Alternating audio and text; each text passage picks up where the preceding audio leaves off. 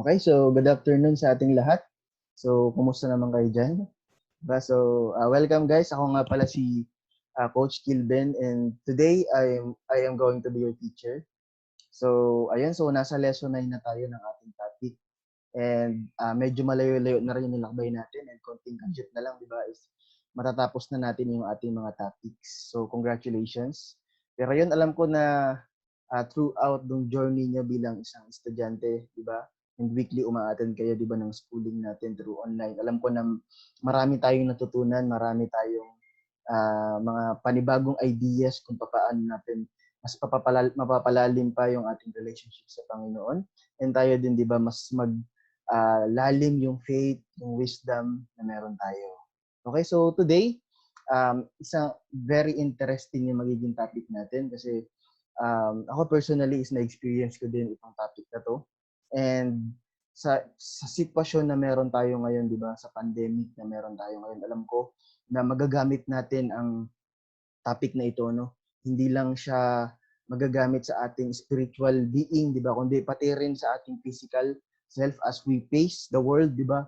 As we face our own things na gusto natin maabot sa buhay, our career, our life, and everything na gusto nating ma-achieve, di ba? Alam ko na makaka-relate and also magiging connected, di ba, yung topic natin for today. Okay, so right now, di ba, I have a question, no? Ayan, so, is my question. So, ayan, sino ba dito yung gustong yumaman?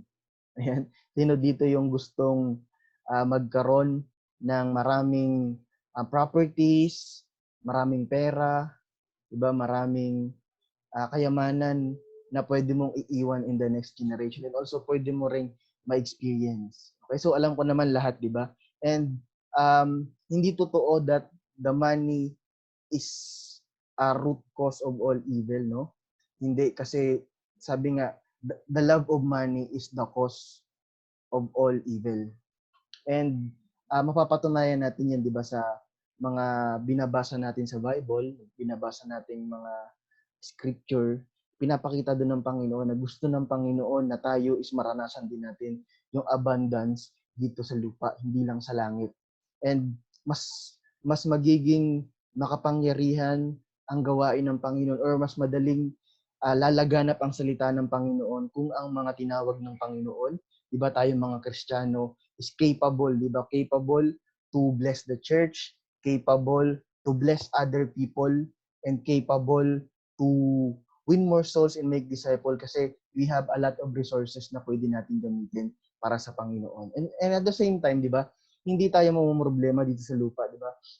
Alam ko naman na kahit na Kristiyano tayo, kahit na patuloy tayong sumusunod sa Panginoon, pero pinapangarap pa rin natin, di ba, na magkaroon ng matiwasay or magandang pamilya, magandang kinabukasan ng pamilya, magandang kalagayan sa buhay. Kasi our God is very rich, di ba? Napakayaman ng ating Panginoon.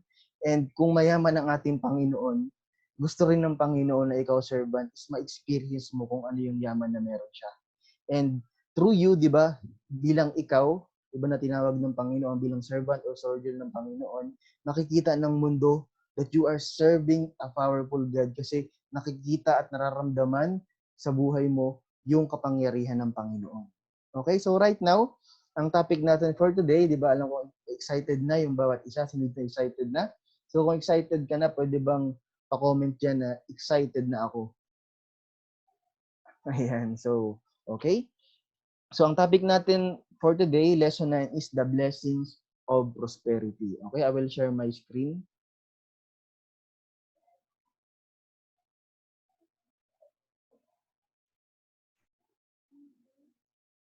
Ayan. Okay. Ayan, so habang sinishare natin yung screen, so isipin nyo muna, di ba, ano ba yung pumapasok sa isip nyo when you hear the word blessings of prosperity, or prosperity na lang. Di ba, kapag naririnig mo yung salitang prosperity, di ba, ano yung pumapasok sa isip mo?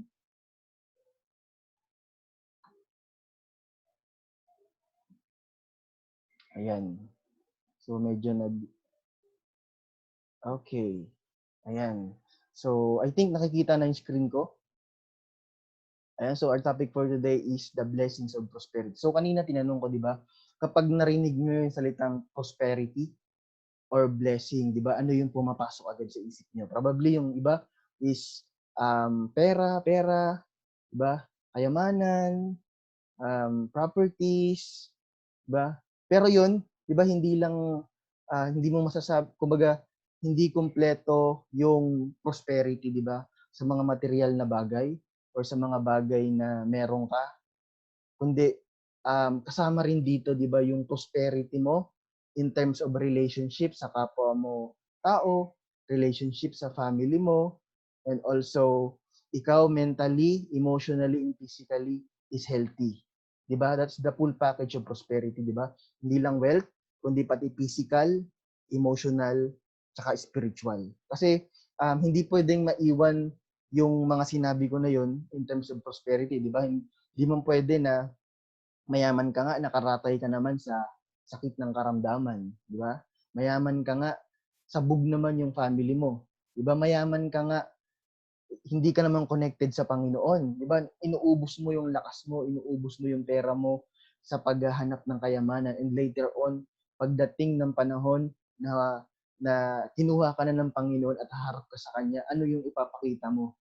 Di ba? Hindi mo naman pwedeng dalahin yung kayamanan mo, di ba? Kundi katulad nga ng sinabi ko, dapat balance ang prosperity. And bilang isang Kristiyano, di ba, kaya nating ma-achieve yun.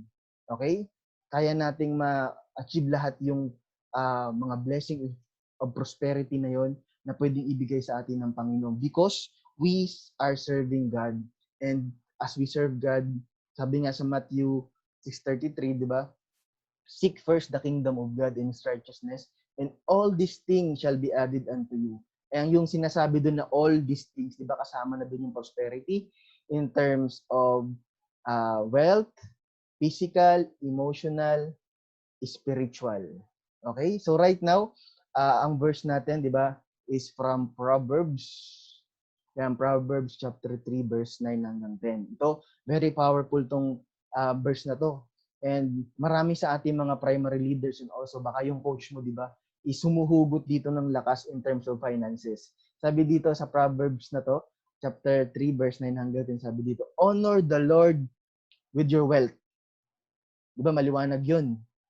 Di ba, i-honor mo yung Panginoon sa iyong kayamanan, sa lahat na meron ka. And with the first fruits of all your crops. Okay? So yung unang probably hindi naman tayo lahat dito magsasaka, 'di ba? Lahat ng unang sinweldo mo, and this is going to be a step of faith kasi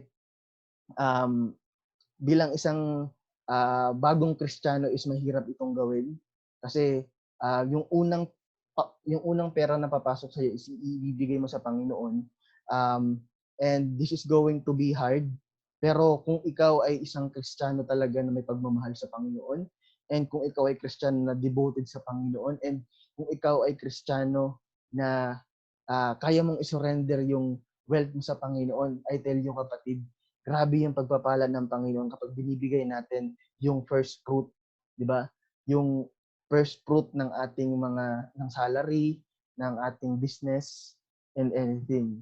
And ayun, this is going to be a challenge, 'di ba, bilang isang bagong Kristiyano. I tell you, hindi masasayang yung ibibigay mo sa Panginoon kasi hindi papayag ang Panginoon na na hindi ka pagpalain, sabi niya sa kanta, 'di ba? Hindi papayag ang Diyos na hindi ka pagpalain kung ikaw ay susunod, kung ikaw ay magbibigay sa Panginoon. Sabi nga, then your barns will be filled to overflowing and your vats will brim over with new wine. 'Di ba? Amazing, 'di ba? And kung panghahawakan lang natin itong salita ng Panginoon, sinasabi nga that the word of God is true, 'di ba? And kung totoo ang sinasabi ng Biblia, 'di ba? At naniniwala ka sa salita ng Panginoon, 'di ba? Kailangan natin panghawakan 'to. And also, kung ikaw ay susunod, kung ikaw ay magbibigay talaga sa Panginoon at panghahawakan mo 'yung salitang 'to, I tell you kapatid, mangyayari 'yung mga bagay na gusto mong mangyari. And hindi mo alam, di ba, pagpapalain ka ng Panginoon ng siksik, liglig at umaapaw, and yung mga hindi mo na nga hinihiling, hindi mo na nga hindi mo na pinagpipraise, binibigay pa ng Panginoon. Okay? So sabi nga, mahalaga din, di ba? Sabi nga sa Malakay 3:10, di ba?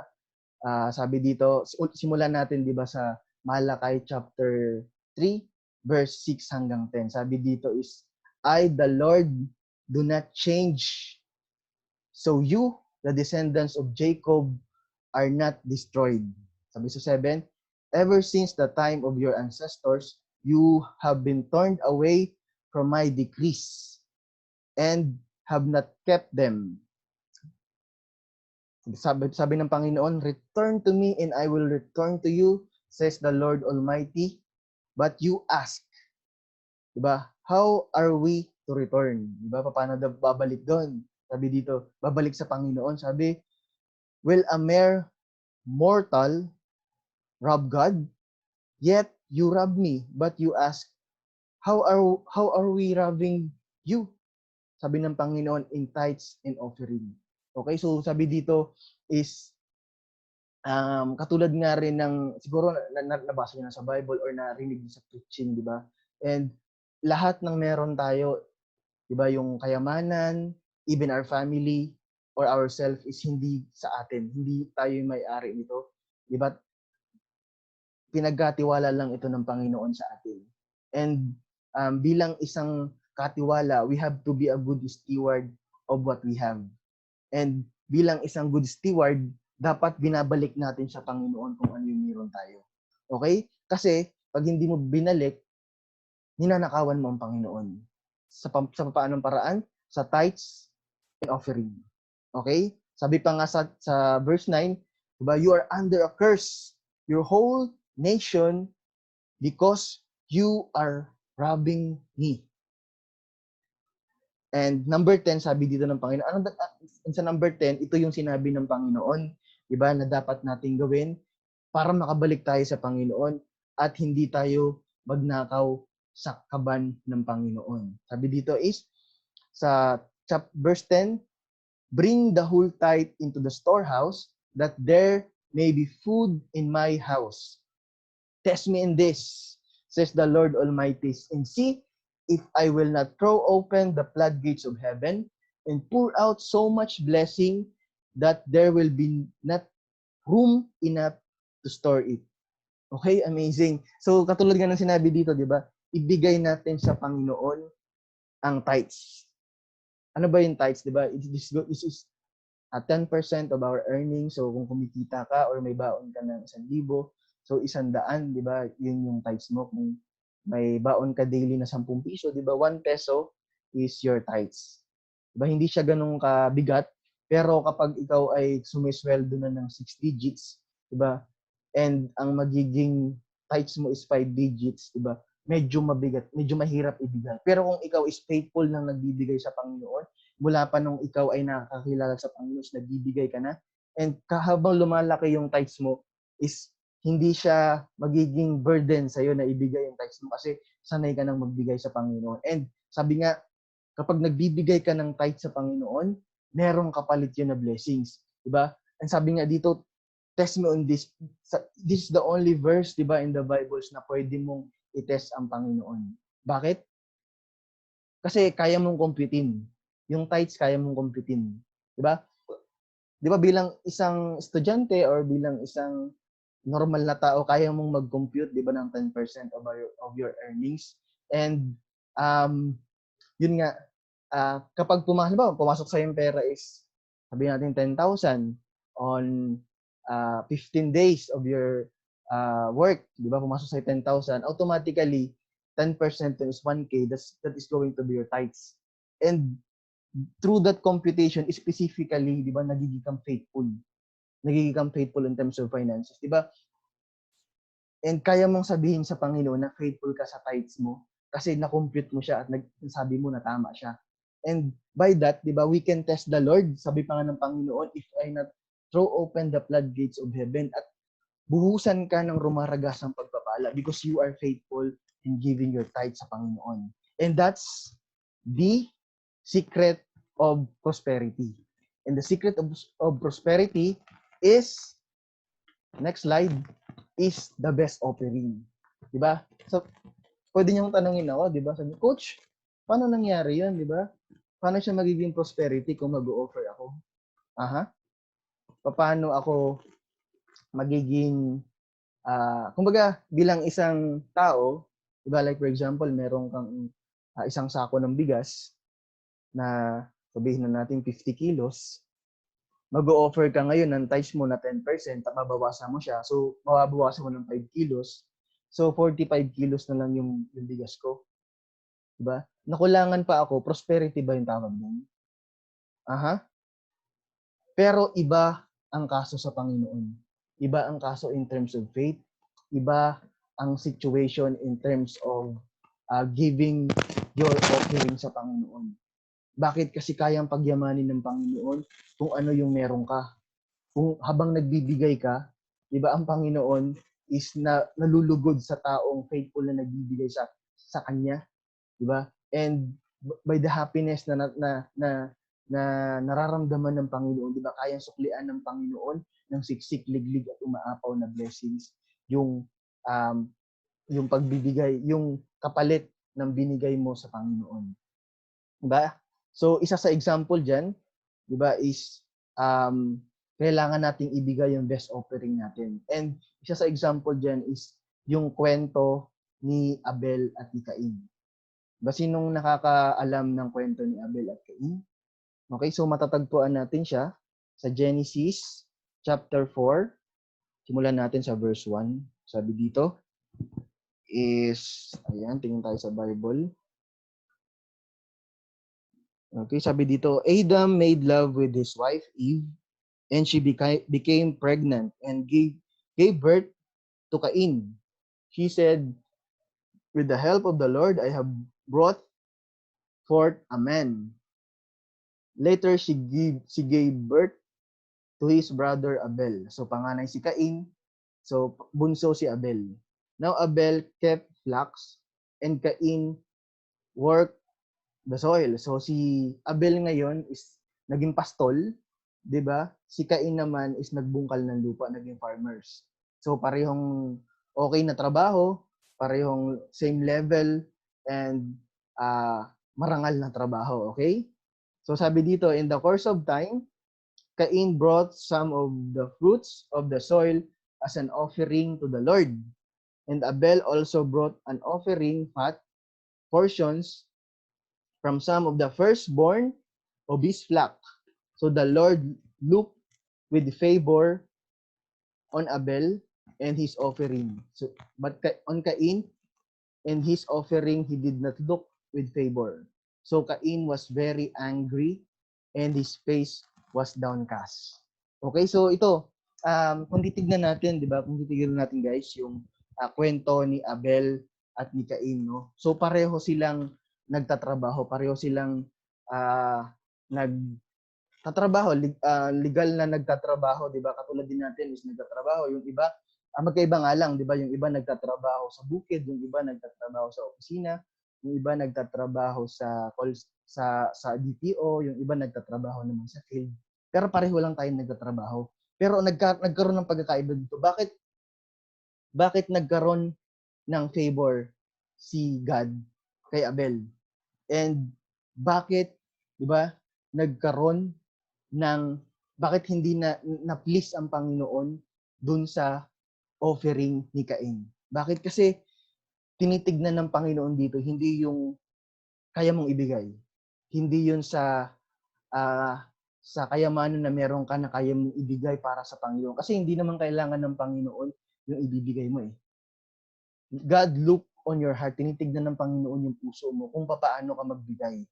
Di ba? Kung titignan natin dito, kung susuriin natin, di ba si Cain, di ba binigay niya lang kung ano yung nakuha niya na fruit, di ba, doon sa kanyang field at binigay niya sa Panginoon. Pero si Abel, binigay niya yung pinataba at firstborn, di ba? Firstborn na galing sa kanyang flock at yun yung binigay sa Panginoon. Ibig sabihin lang merong joy, merong merong excitement, 'di ba, na ibigay yun sa Panginoon, and hindi siya nag-aatubili, hindi siya nagdadalawang isip, 'di ba, na ibigay yun sa Panginoon. Kasi parang ipinagmamalaki niya parang ganito yan, 'di ba? Katulad ko, 'di ba, bilang isang tatay, meron akong 2 anak. Example lang. Yung isa, 'di ba, binigay lang sa akin, ito binigay, parang gano'n. Na yung ano niya, yung gusto niyang ibigay sa akin. Pero yung isa, 'di ba, excited siya na ibibigay. Tapos pinili niya pa yung ibibigay niyang offering, and yung pinakamataba, and yung firstborn pa, 'di ba, para ibigay na offering sa akin, ibigay na gift sa akin. 'Di ba, saan ba ako malulugod? Siyempre dun sa isa na talagang pinaghandaan niya, and also ibinigay niya kung ano yung the best na meron siya dun sa field, dun sa flock na meron siya. Okay? So that's going to be the best offering. Kasi, yun nga, there are a lot of offerings na pwede natin i-offer sa Panginoon. Pero pleasing ba doon ang Panginoon? Napiplease ba ang Panginoon sa offering mo? Like for example, you're going to offer your body as a pleasing sacrifice to the Lord. You're going to be involved in the ministry. Diba? Lumayo na tayo sa in terms of wealth, diba? Ipasok na natin ngayon dito yung physical offering mo. And kumbaga, throughout the year of your serving to your ministry, napagod ka na, parang ang nangyari na lang is ginagawa mo na lang, 'di ba, para makakomply ka sa mga requirements,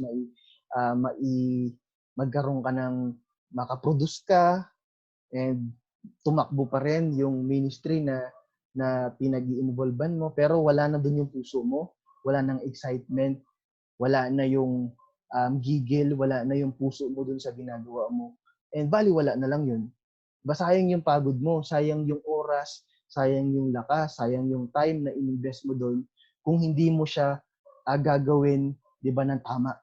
Hindi mo siya gagawin na bukal sa iyong puso, may eagerness. Kumbaga, Kristiyano ka na nga lang, 'di ba? Ito do mo na, nagbibigay ka na rin lang. Ibigay mo na yung best para sa Panginoon. Kasi susuklian niya ng Panginoon, 'di ba, ng siksik, liglig at umaapo. And God always look on the heart of the giver, of the servant. 'Di ba, kahit maliit man 'yan o malaki, still, 'di ba, pag para sa Panginoon, kayang pagyamanin 'yan, 'di ba? Kayang padamihin 'yan ng Panginoon, 'di ba? Kung titignan natin, 'di ba, yung in feeding of 5,000, 'di ba, ilan lang yung inoffer, 'di ba? 5 loaves of bread and fish, and napakain nila yung 5,000.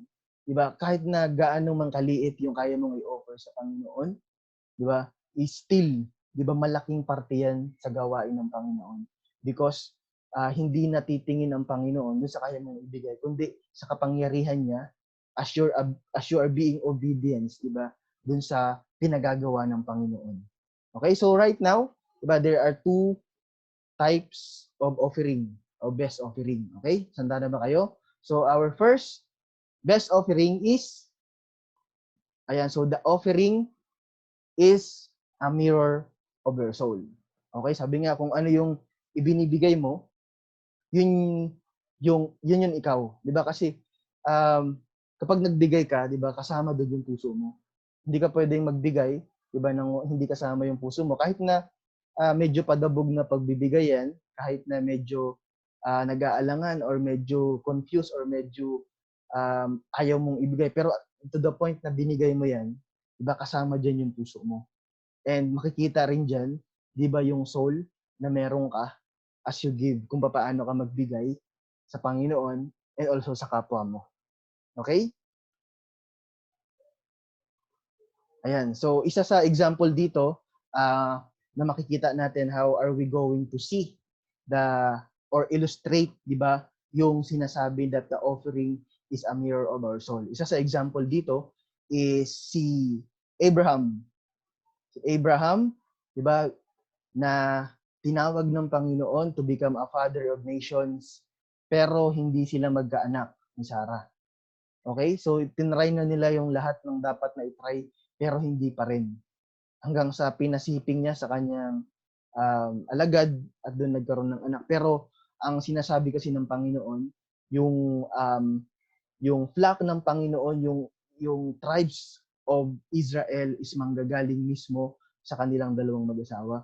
And yon pinag-pray nila yun sa Panginoon. And nagkaroon ng bunga ang kanilang panalangin, di ba? At pinanganak si Isaac. Pero, di ba, kung babasahin natin yung Genesis chapter 22, no? Sinubok ng Panginoon yung faithfulness, yung trust, yung kakayanan ni Abraham, 'di ba, para maging faithful sa Panginoon. And sinubok niya, 'di ba, sa isang matinding pagsubok. Okay? So, kung ikaw ay hindi ganun ang faith mo sa Panginoon, maaaring sumuko ka, 'di ba, dun sa test na pinagawa ng Panginoon. Pero si Abraham is napagtagumpayan niya yung test na to. And ito yung pinakamahirap na test sa kanya sa chapter 22, yung sinabi ng Panginoon na i-offer niya si Isaac. Okay? Pero 'di ba, Abraham, kung titignan mo yung story na yun, 'di ba? Even though masakit sa loob ni Abraham, 'di ba, na na ibigay yung kaisa-isa nilang anak, pero still sinama niya pa rin, 'di ba, si Isaac at handang i-sacrifice yung kanyang anak, 'di ba, para sa Panginoon na kanyang pinaglilingkuran. 'Di ba? And through that, 'di ba, Abraham, he was willing to give it all for the Lord, and the reward was the promise, and the reward was the promise. God all to offer the best that we have. Okay? So, ayun nga, I know, di ba, medyo mahirap yan, pero kung kaya mong ibigay yung best offering mo sa Panginoon, di ba?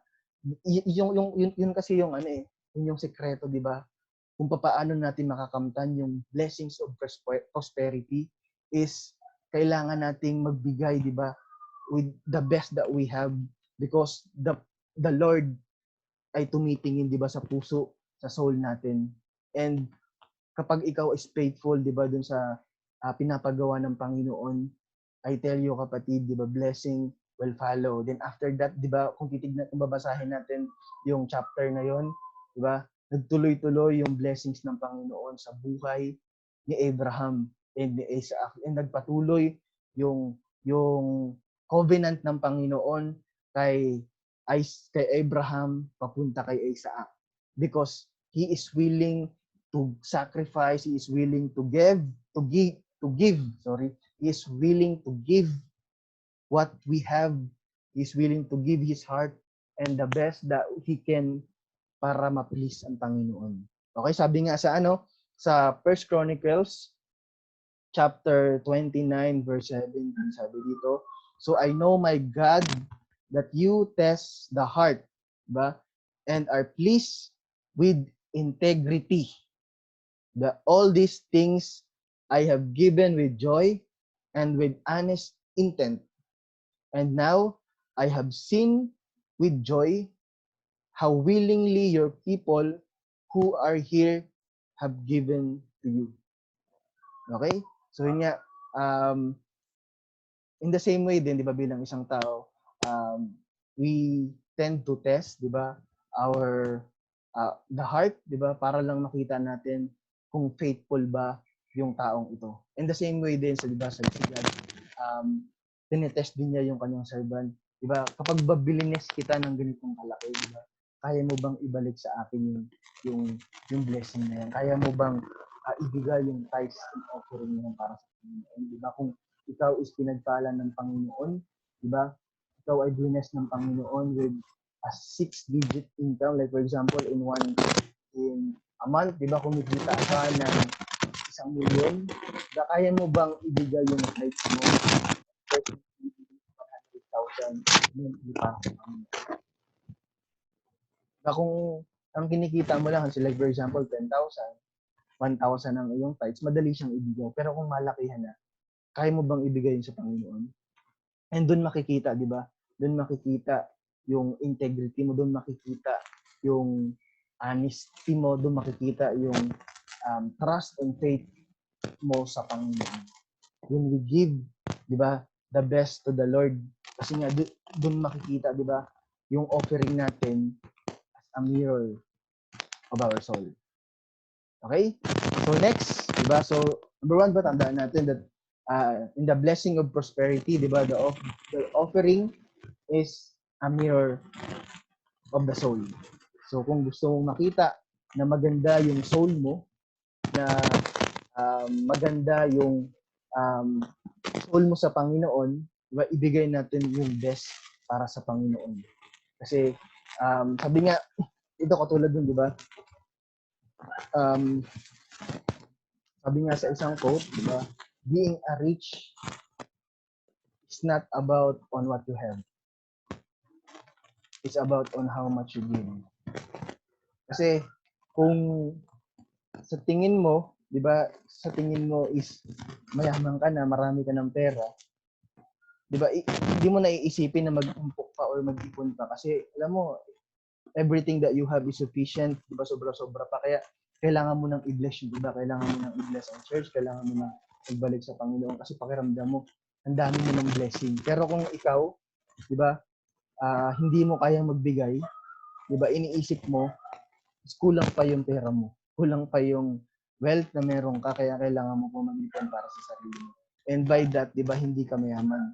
Hindi ka prosperous. Kasi pakiramdam mo, bitin pa sa iyo yung kayamanan na meron ka. Pero kung ikaw, di ba, naibabalik mo sa Panginoon yung mga bagay na meron ka, and kontento ka, masaya ka, and you experience, di ba, the blessing of prosperity, and you are blessed, di ba? You are blessed na kaya mong ibalik yun sa Panginoon, and ikaw ang natatawag, di ba, na prosperous man of God. Okay, so number 2 is, sabi dito, ayan, the offering that brings salvation. Okay, so ito, isang napakaganda nito kasi hindi lang pala mirror of soul ang offering, kundi it also brings salvation. Amen? Na kapag nagbigay ka, there will be salvation, di ba? And kayang i-prove yan, di ba? Kasi katulad nga rin ng ating Panginoon, di ba? In order for us to be saved, ba ibinigay ng Panginoon ang kanyang bugtong na anak so that we can enjoy, we can have the hope, and we can assure that we have salvation in the next life. Because binigay ng Panginoon ang kanyang bugtong na anak, diba? Para magkaroon ng salvation. And if we're going to reciprocate that, diba? In the same way or on the same way nga. Yan. So, kung ang Panginoon, diba, binigay niya yung kanyang anak so that we can have salvation, ganun din naman sa atin. Diba? We can still have salvation when we give.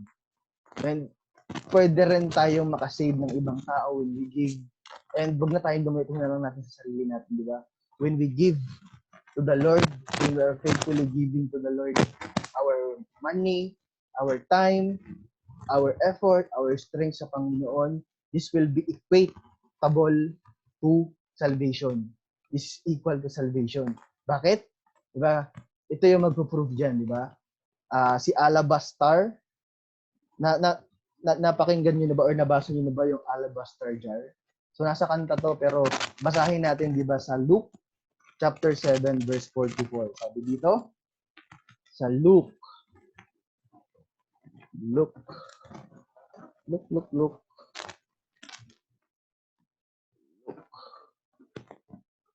Ayun.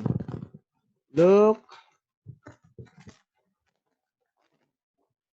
chapter 7 verse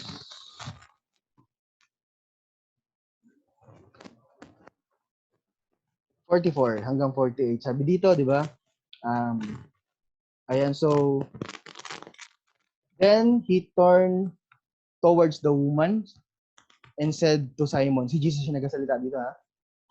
Do you see this woman? I came into your house, but you did not give me any water to my feet, but she wet my feet with her tears and give me a kiss, and you did not give me a kiss. But this woman, from the time I entered, has not stopped kissing my feet. Diba? And you did not put oil on my head, but she has poured perfume on her feet.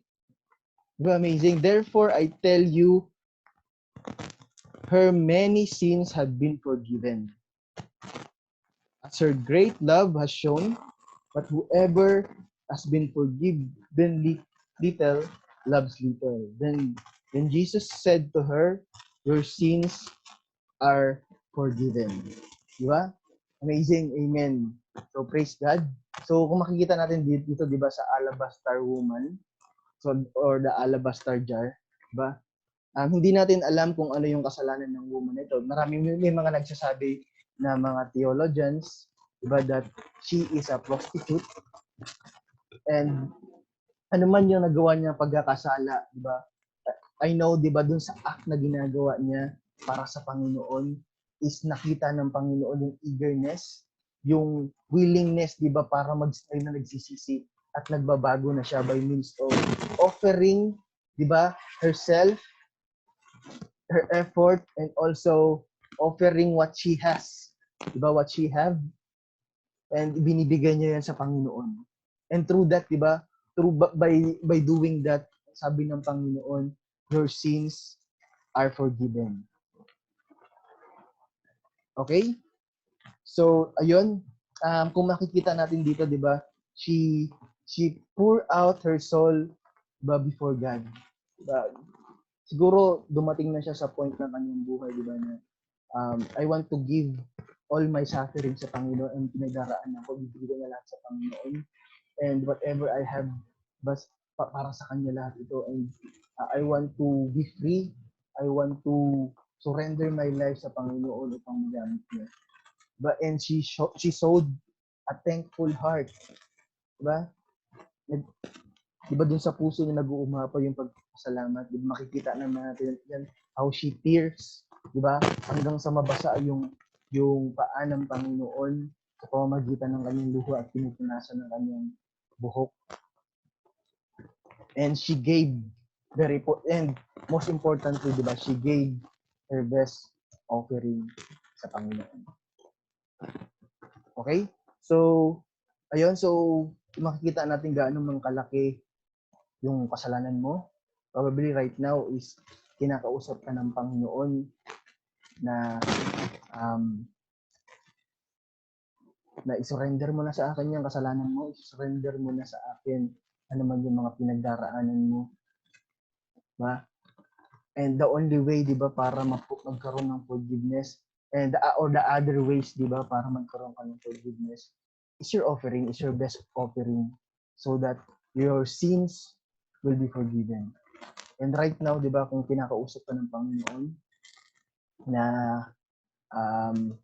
na ibigay mo sa Panginoon ano man yung dalagana mo so that we can experience, di ba, yung blessings of prosperity. Katulad nga rin ng sa nabasa ko na scripture, di ba, that we are a son of God. And ang plano ng Panginoon sa atin, di ba, is to make us prosperous, to give us abundant life dito sa lupa because we are a son of God. And katulad ko, di ba, bilang isang tatay, ang tanging pangarap ko lang talaga para sa anak ko is to give her the life, di ba, life na she deserved, a life na kaya kong ibigay bilang isang tatay. So in the same way, ganun din ang Panginoon. Na kaya kanyang bigyan ng mga bagay na hinihiling mo or higit pa doon, di ba? If you are faithful, if you are matured enough, di ba? If you are matured enough para doon sa blessings na yon, para doon sa pagpapala na yun ng Panginoon. Okay? So right now, I challenge everyone na we have to give our tithes and offering sa Panginoon. So ako rin personally is yung mga time na new Christian pa lang ako, I don't give my tithes sa Panginoon and offering. So I just give what I wanted to give, ano man yung gusto kong ibigay, binibigay ko lang. Pero hindi ako nagiging faithful, hindi ako nagiging, kumbaga, hindi ako faithful servant na nagbibigay sa Panginoon. Diba? Kung ano lang yung meron ako nagbibigay. Pero at the point of my life, diba, that I decided, hindi dapat ganito. Diba? Kasi during that time, when I am not giving my time sa Panginoon, sobrang hikahos hanggang sa to the point na nangungutang na ako, di ba, para makasurvive lang sa aking pang-araw-araw na pangangailangan, and also bilang isang panganay, sumusuporta ako sa aking mga kapatid sa pag-aaral. Pero yun nga, nagiging madamot ako sa aking tithes. And parang nung nagiging madamot ako sa pagbibigay sa Panginoon, lalong umuunti yung provision na binibigay sa akin ng Panginoon. And hanggang sa hindi na kasya yung sinisweldo ko, di ba, para sa pasuporta sa kapatid ko and also sa pangailangan ko dito sa Manila. Pero nung nag-decide ako, di ba, na gamitin yung Malakay 3:10, yung power ng giving your tithes and offering sa Panginoon into God's God. Di ba, doon nagsimula yung blessing ng Panginoon. And by the time, di ba, that I decided to give my full tithe sa Panginoon, doon nagsimula yung blessing ng Panginoon. So, the same pa rin yung sweldo ko, pero bakit ganun? Di ba, bakit ganun? Nakakabigay na ako sa family ko, and at the same time, is hindi ako kinakapos ng aking pera.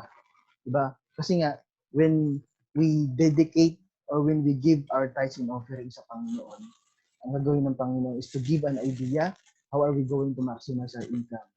So, budget mo lahat ng pera mo, di ba? Hindi pwedeng mapunta dito, hindi pwede yung Friday night out, hindi pwede yung milk tea muna, kasi ito nakalaan na para dito. Ito nakalaan para dito. So, and also, by doing that, over time, is maraming reveal sa akin ng Panginoon na pwede kong gawin, pwede kong pagsabayin na sideline, mga professional fee, mga projects, and amazing kasi by giving my tithes in offering sa Panginoon, ang daming opportunity na nabukas na akala ko hindi ko kaya.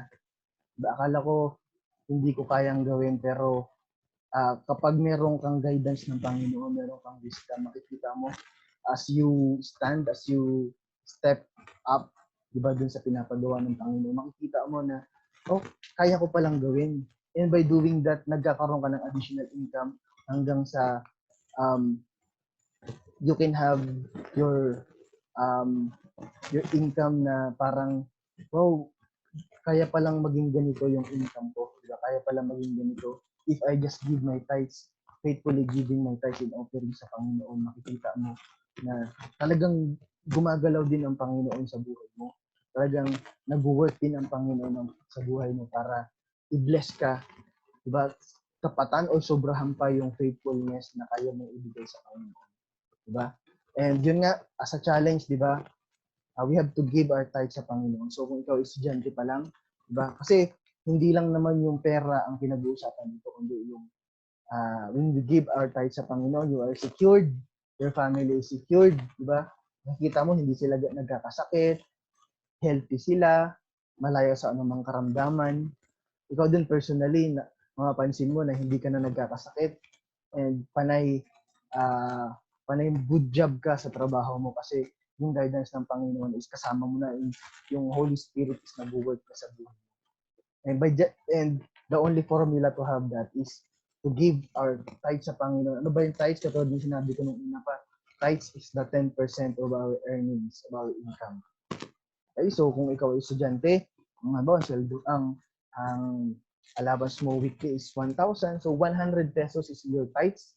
Diba, sa 100 piso, you are secured with your study, you are secured dun sa future mo, secured ka na sa finances mo, secured ka na rin sa family mo. Diba, ano pang iniisip mo, diba? Sa 100 piso, diba, you can have those unlimited blessings na kayang ibigay ng Panginoon.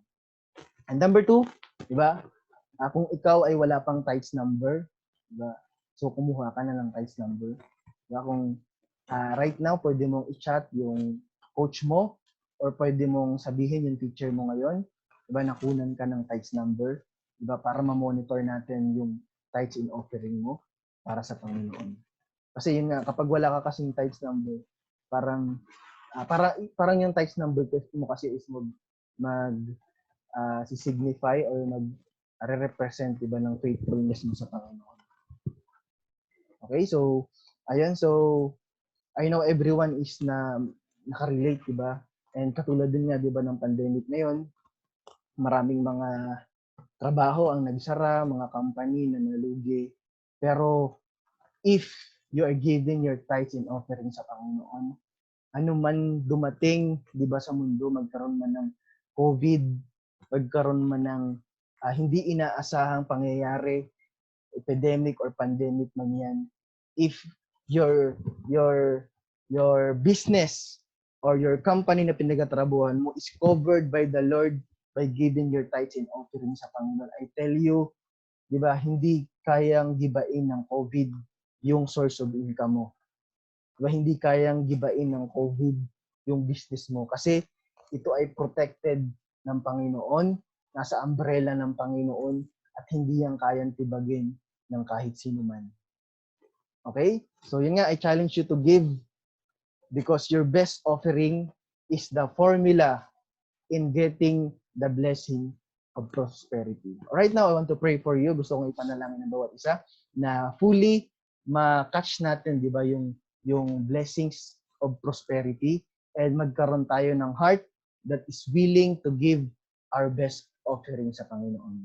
Okay, so let's close our eyes and let's pray. Heavenly Father, maraming salamat po sa araw na ito, Panginoon, na kami po, Panginoon, ay kasama, Panginoon, upang pag-aralan po ang inyong salita. Thank you, Lord, for giving us the idea, Panginoon, on how to have the blessing of prosperity by giving our best offering para sa inyo, Panginoon. And right now, Panginoon, I want to have a heart, Panginoon, that is willing to bless your kingdom, willing to give, Panginoon, yung kaya namin ibigay, the best that we can give, Panginoon, so that because we know, Panginoon, that as we give our heart to you, Panginoon, ganoon din po, Panginoon, ibabalik nito, Panginoon, ng siksik, liglig at umaapaw, Panginoon, hindi lang po sa finances, kundi sa aming physical, emotional, spiritual being, Panginoon. And right now, Panginoon, we claim every promises, Panginoon, sinasabi mo sa iyong Bible.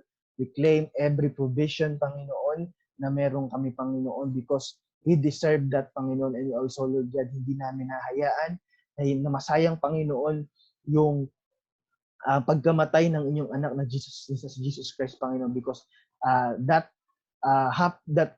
event, Panginoon, is representing that we are free from sin, we are free from sickness, we are free from hardship, Panginoon, and we have the access, Panginoon, to have that overflowing blessing, Panginoon, na ibibigay mo sa amin because the